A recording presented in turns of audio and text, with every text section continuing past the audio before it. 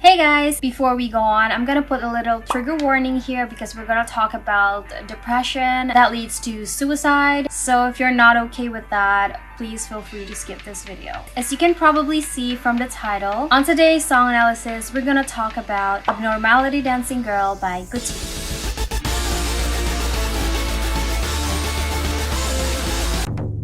From one listen of the song, I think it's pretty straightforward. It's pretty obvious that it talks about the struggles of someone who is not able to adapt to this worldly measures of worth, like how hard it is to comply to those standards as someone who is average. But what's interesting about this song is that they did it in such a way where you can see the thought process behind it. Like you can see someone actually fall deeper and deeper into depression, because in the music video, which I have to mention is really beautiful, but in the music video you're gonna see diary entries of someone named Menetame, a girl who is obsessed with being the abnormal.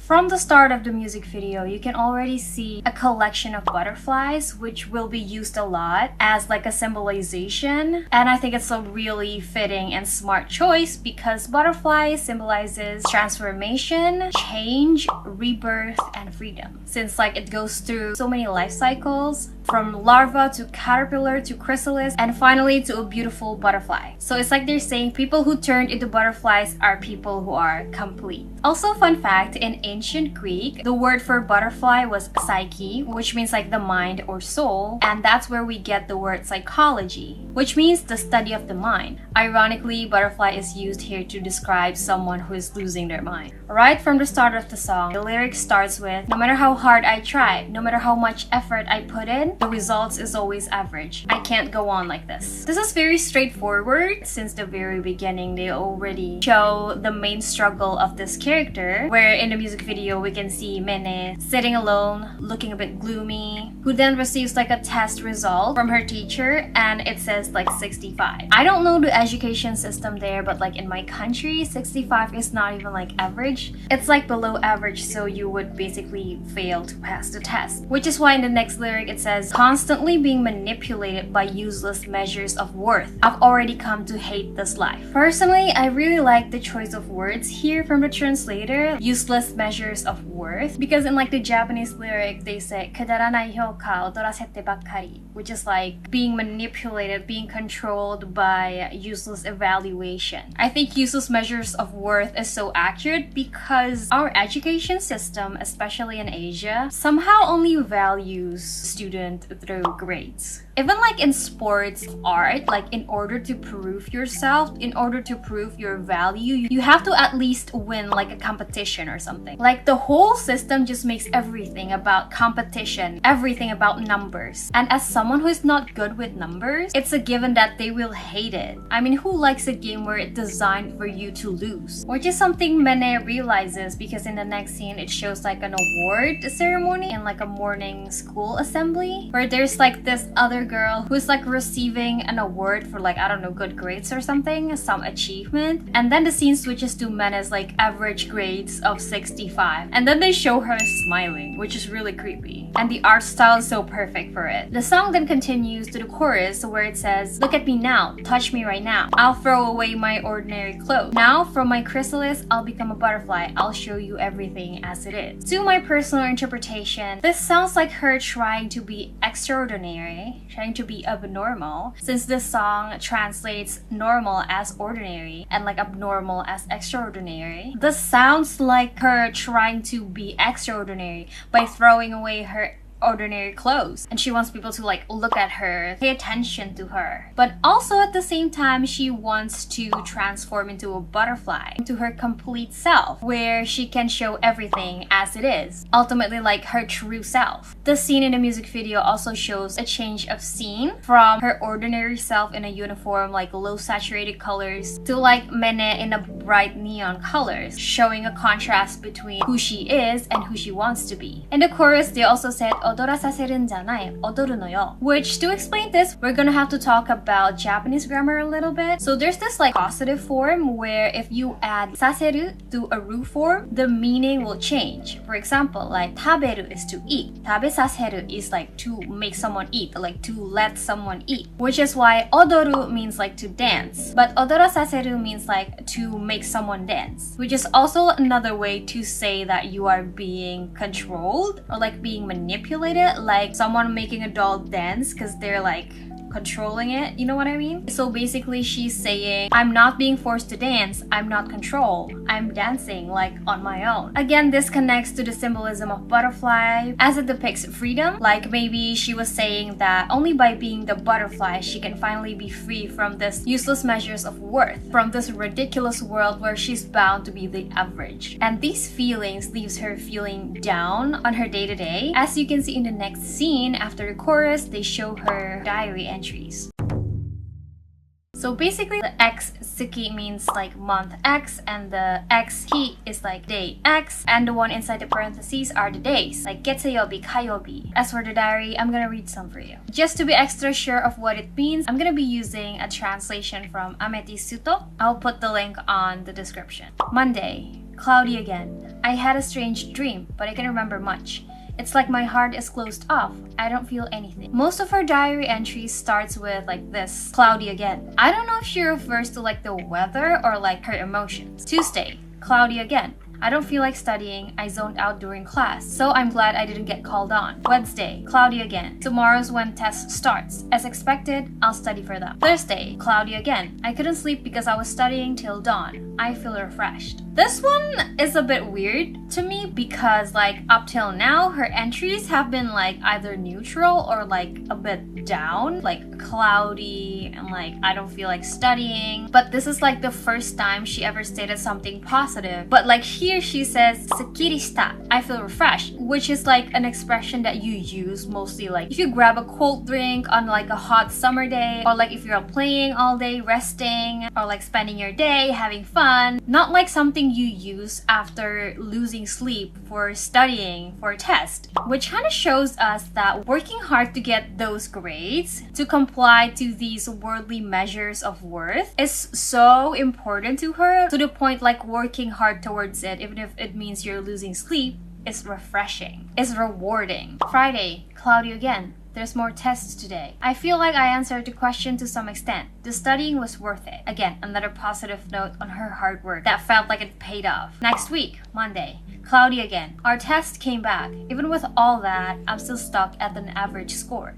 I don't feel anything. Now, this is like another important entry because this is a point where she feels like now, even after all that, she's still stuck at average. So she starts saying, I don't feel anything again. The next day, Tuesday, cloudy again. It seems like redacted from our class is entering some competition. I don't feel anything. Now this redacted, this like name being like scribbled on, I think most of them refers to this girl called Melaniakxle, which we'll talk about her more later. But there's also like a point where it talks about another person. So Wednesday, cloudy again. I was suddenly called by redacted during break time. Can't help the rumors floating around. I don't feel anything. Now, up till here, the words that gets repeated a lot is I don't feel anything, right? But after this entry where she says there's rumors floating around, she starts saying things like I'm uncomfortable. Thursday, cloudy again. I have this feeling like something's wriggling around my head. It's uncomfortable. Friday, cloudy again. It's all dirty when I look in the mirror. I wiped and wiped, but it didn't help. It's uncomfortable. Next week, Monday. In the morning assembly, redacted was commended. Seems like she got excellent grades. I don't care. It's uncomfortable. This one probably refers to like the girl who is receiving an award at the morning school assembly. But yeah. Tuesday, cloudy again. Seems like there's planning for the school festival. That Mia and Mia is gonna be in charge. Everyone's enthusiastic. It's uncomfortable. Wednesday, cloudy again. The class decided to do a play. Mia and Mia. I'm gonna just say Mia from here on. Mia was unexpectedly overjoyed. I was a little happy. My head hurts. Mind you, this is another important point because she started saying something positive again, especially when it's about Nanamiya Mia. Also, this is the point where she stops saying I'm uncomfortable. which is a progress. Now here, if you watch my Shoujo Rei song analysis video, you might already know what placing a flower face on a desk of a student means. But in case you didn't know, basically when a student passed away, people put like flower face or like flowers on top of their desk to mourn for their death. But that's like on the positive side, because sometimes it can also be placed on a student who are still alive, which happens a lot to bullied students in Japan. Like they put those flowers on a desk of someone who is still alive as a message, basically saying like you should just D-word. Now, which one is happening to Mene? We don't know. But it isn't a good thing either way, since one, she probably ends up doing S-word, and the other possibility is basically she got bullied to that extent, not just by floating rumors, but also she was encouraged to do it. Me personally, I think the second one makes more sense, just because it's like still in the middle of the video and like she still shows up after, but like who knows. Okay, let's go to the next part. In the second verse, you can see her wearing some kind of dress with a class that seems to be decorated, which is in line with her diary where she says her class decided to do a play for the school festival. Now, the next diary entries, it is shown how she seems to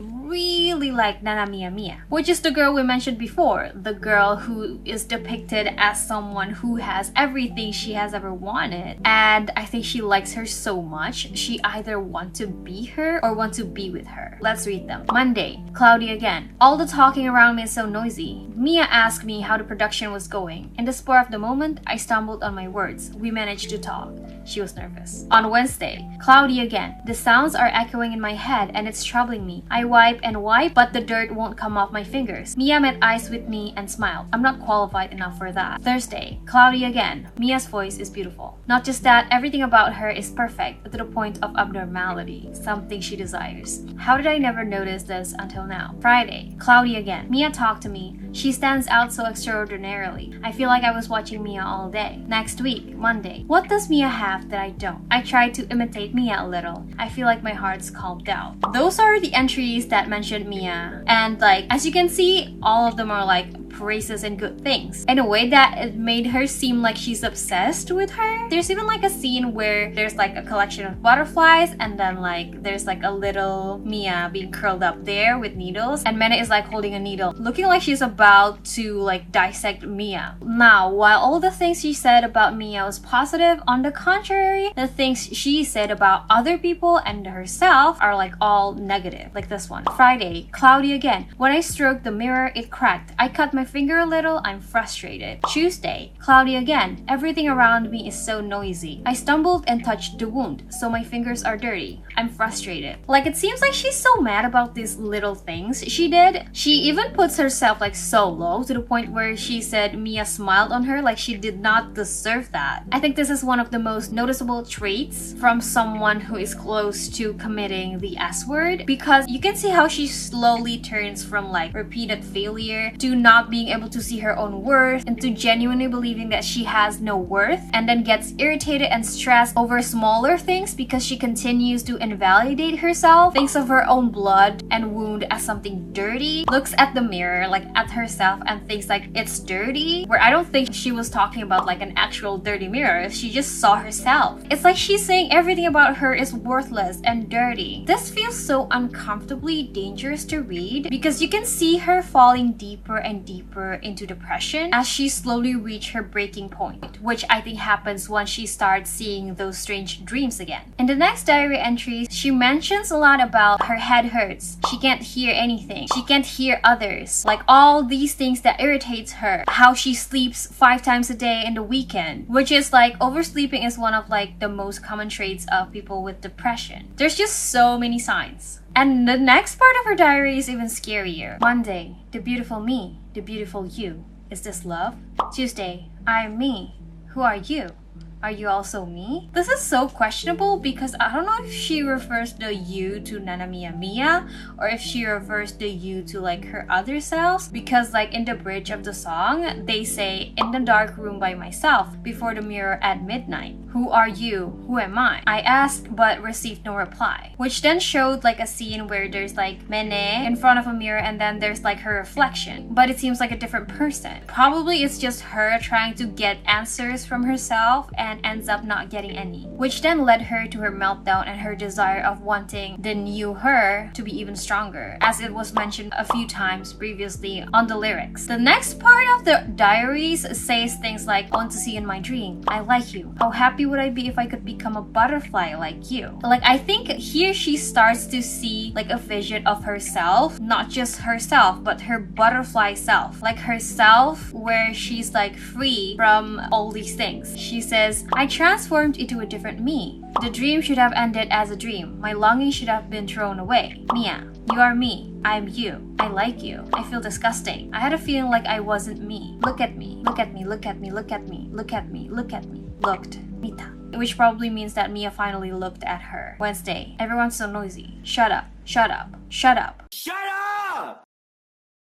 And yeah, in the last chorus, we can see her transforming into her butterfly self. As I said before, butterfly symbolizes rebirth, transformation, and freedom. Like, it can be interpreted into so many things. Like, to me, it sounds like she really wants to change. She really wants her beautiful transformation. And in order to get that, she needs to be rebirthed. Because there's also like a few times in the lyrics that mentions she wants to restart her life. Because maybe that way, she can achieve that freedom she really wants, like to be as it is, to be free from this worldly ridiculous measures of worth. Like, there's just so many things we can get from this transformation alone. And yeah, in the music video we can see her being thrilled on the stage, dancing, being free, being the butterfly, not controlled by anyone. But also later on, the scene switches to the ordinary Mene, the low saturation Mene, having like a meltdown, because I think there she realizes that the ones on the stage is not reality. It is just like one of her strange dreams, and that makes her crazy. So as we all know, in order to make it real, in order to get that rebirth, to get that transformation, to get that freedom, she needs to do one thing, which is why the last words of her diary are, I saw a butterfly and I became a butterfly. This probably means that she has reached that transformation, she has been rebirthed, she's now free, and her transformation is complete. She finally became that beautiful, beautiful butterfly.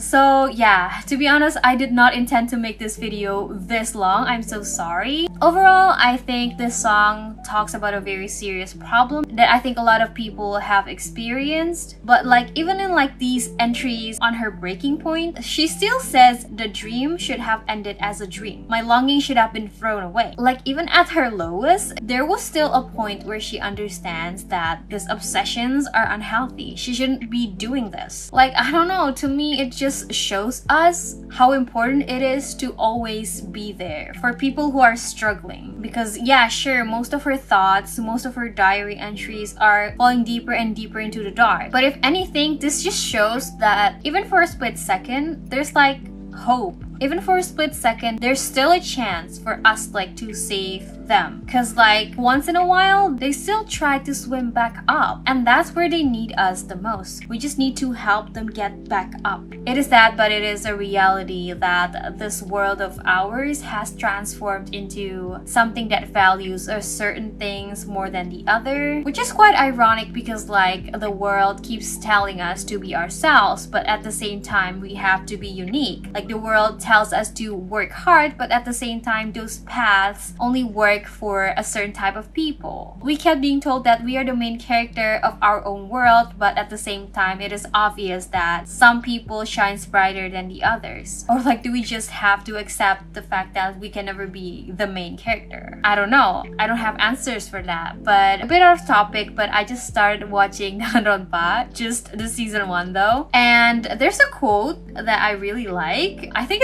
it's originally by Charles Darwin, but it says something like, the ones who survives is not the strongest or the smartest, but it's the one who is able to adapt the most. And the thing about adaptability is that acceptance plays a big role in it, because accepting the reality, adapting to the condition that we are in is like really, really important. I don't know, maybe it's not so bad to be an NPC. So yeah, I think that's all from me for this video. I really appreciate the like, the subscribe, and especially the comments because I read them all even though I couldn't reply them all. Thank you so much for watching. I hope you guys like it. Thank you so much for watching. I'll see you guys in the next video. Bye bye!